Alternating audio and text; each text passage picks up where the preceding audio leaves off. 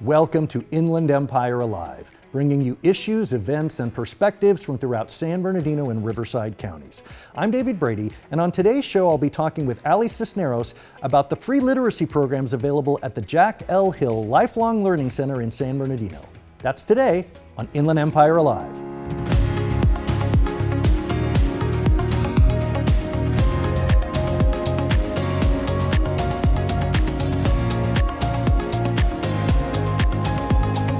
Here with me in the studio to talk about literacy programs available through the San Bernardino Public Library is Ali Cisneros. Welcome to the program. Thank you so much for having me. I'm excited to be here. So let's talk specifically about the facility that you have at it's the Feldheim Library. Yes, the Feldheim Central Branch Up Library. on the second floor. Yep, on the second floor. floor. It is tell me the name? The Jack L. Hill Lifelong Learning Center. And what is the mission, the vision of the Hill facility? So we are a majority grant funded, and we are looking to improve the lives of our community through our adult community members and their families. Tell me tell me about the need. I was kind of shocked by this statistic. Approximately 20% of adults within San Bernardino County do not speak English well or do not speak English at all. And we're talking about more than 300,000 people. Yes. Talk to me about the significance of that. Yeah, it's very significant. We have a large amount of our population that are struggling to get the opportunities or jobs that they would like and deserve because perhaps they need some extra additional support with their English, either as a native speaker or as a non-native speaker. So we help with people looking to improve their English reading, writing, and speaking skills. We also help with citizenship as well, different workforce opportunities and resources. We really are trying to help in a lot of different ways for our adult community because they all intersect quite a bit. Is there a typical patron that you see? Is it someone who's new to the area or new to the country, or is it folks re-entering the workforce? It would surprise you. It's all different kinds of community members, younger, older. We've had technically, you can be in our program if you're 16 years or older and not in a traditional school system. So we've had young individuals, 17, 18 years old.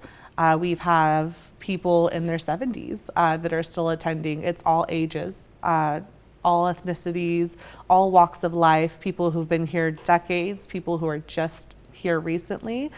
You would be surprised. There are people that have worked jobs years. They're absolutely amazing individuals in the community, and yet they struggle to read.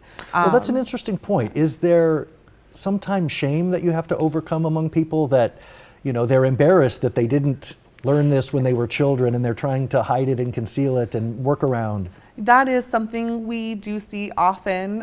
There is a lot of stigma. But there is no that. shame. There absolutely not. Absolutely so not. So how do you break through? How do you sort of work with that mentality, that attitude? Well, I really try to explain to our learners and community that we are all truly learning. We're all on different journeys. We're all on different paths. We're all learning something. So they just happen to be learning these particular skills. That doesn't reflect on them as a human being. Right, there's no judgment in accessing these resources, these programs. Absolutely not, absolutely not. And we are here for you. We have an amazing, very kind team that want to go above and beyond and get our community where their goals are, what they want to be doing. Let's talk a little bit about what does that look like? Is it classes? Is it tutoring? Is it computers? I mean, what forms does it typically take? Kind of all of the above. So we do have one-on-one tutoring sessions so that we can kind of have more focused individual attention. We have small classes. There are a number of really amazing free databases that we offer to our students. So we have like a conversation class, just a wide range of opportunities to fit our patrons' needs and their time schedule, really. This is a really important point that I want to emphasize. All of these services are free. Absolutely free. Can you tell me about what enables that? You mentioned the grant funding. Yeah, so we are nearly 100% grant funded through different Workforce Innovation Opportunity Act, the federal grant, as well as the California Library Literacy Services state grants.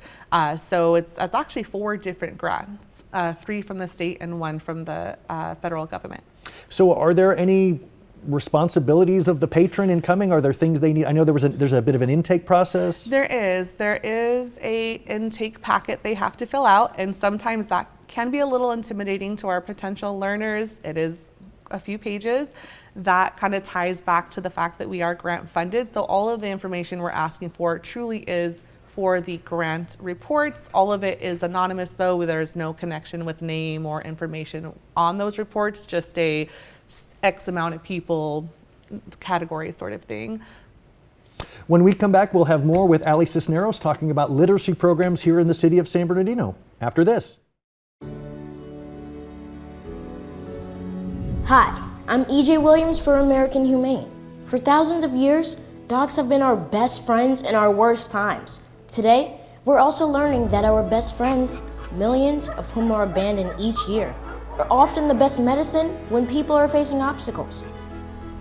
To help both people and animals, organizations like American Humane have been working to harness the healing power of the human-animal bond, finding animals in need of forever homes and training them as life-saving service and therapy dogs to help our veterans, the elderly, and children overcome the daily obstacles of life. In this way, the rescued can become the rescuers. To find out how you can help give animals and the people they help a new leash on life, please visit AmericanHumane.org.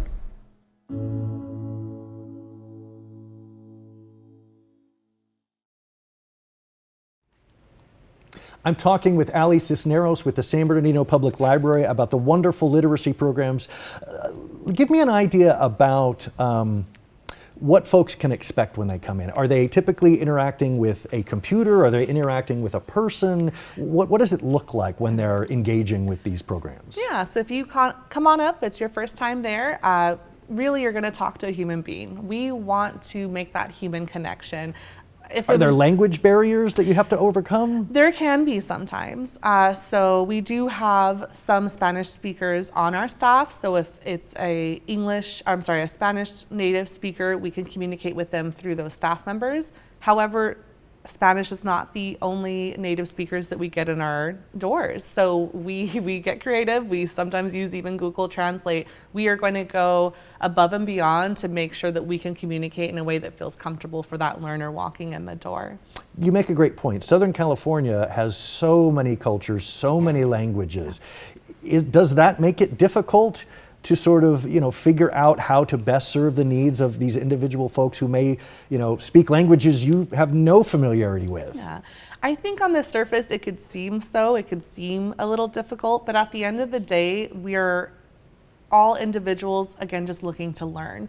So there's a lot of grace and patience and kindness both ways with our staff and with our learners. They understand we are going to do our best, but we're also human. So a lot of times it's our learners having patience as we figure out ways to navigate that communication, especially if there's a language barrier. We hear so much about how libraries are such a pillar of a community and such a reflection of the health of a community. What does it mean to you and your staff to be able to provide these services? How rewarding is it at the end of the day to know that you're helping your community in this way? It's amazing. I've been in the library field for about 18 years now, through 3 different library systems, and I can say even in my short amount of time here at San Bernardino, I've fallen in love with this community so much. They're just so kind and welcoming. They want to be there. They want these resources. They want these opportunities, and it makes myself and my staff so excited to give it to them. We are here for that. This is our job. It's kind of funny, we joke because we're grant funded, of course, yes, we'd want to do well on our job, but it's just because we truly love it. And we go above and beyond. I can tell you, I have had staff that have definitely probably really just did whatever they could to make those connections happen, to make that opportunity a reality for those learners.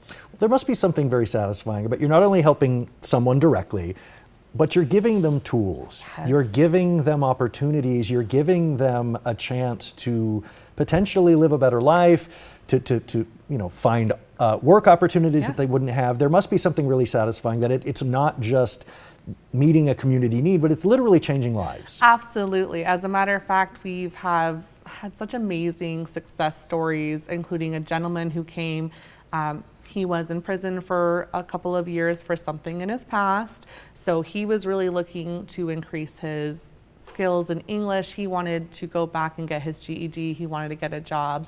That young man came in every single day that we were open. I mean, he was our most dedicated learner. He was able to get his GED, and actually now he is in community college. So it's such amazing for someone who was struggling with even the fundamentals to go from that to being able to be successfully in community college and continuing his life journey. Or even like our tutors, citizenship resources is something we offer because of those resources that we gave to a tutor to teach to others. She, as well as her mother and her aunt, were all able to become citizens, which is just so amazing. You know, even through our tutors, we're making life changes. This is kind of intangible, but would you say that something else you're offering is hope? I think so. I like to think so. That's what we want to offer, and just hope and guidance and kindness, because we're all in this together. Nothing makes you better than another individual, especially not your English reading, writing, or speaking skills. But if we can help improve those, if we can help guide you, we're definitely going to do that. And these are skills you will have for the rest of your life. This is like riding a bicycle. I mean, these are things that will benefit you for potentially decades. And potentially, like you said, you'll be able to teach them to others as well. Absolutely, including our learners' families, whether they're little ones or they're adults in their life as well. Do you find that in some cases this is the first person within a family to learn English, and then they will teach it to, you know, the grandparents, the cousins? That has definitely happened with some of our learners in the past. We'll get like one learner and then all of a sudden we have their sister or someone else in their family is joining them in the classes, and we love to see it. Truly the biggest way our message and offerings gets out there to the world is by word of mouth. So because there is a lot of stigma, people aren't going to be running up the doors at times saying, hey, I need this assistance, this support. However, if you know about this, and if the viewers know about this, there's probably someone in their life that could benefit from these services. And that's going to be such an easier way of saying, hey, I happen to see this and I think this could really help benefit your life. So that word of mouth among friends, family members, it's really beneficial to getting those new learners to know about our services. I want to make sure people know how they can take advantage of this. The website is sbpl.org, San Bernardino Public Library. The Feldheim Library is at 555 West 6th Street in San Bernardino. The phone number, 909-381-8201. Again, the Jack L. Hill Lifelong Learning Center up on the second floor. Yes. Ali Cisneros, thank you so much for telling us all about it. Oh, thank you so much for having me. Like I said, I'm just very excited to be here and get this message out to our amazing community.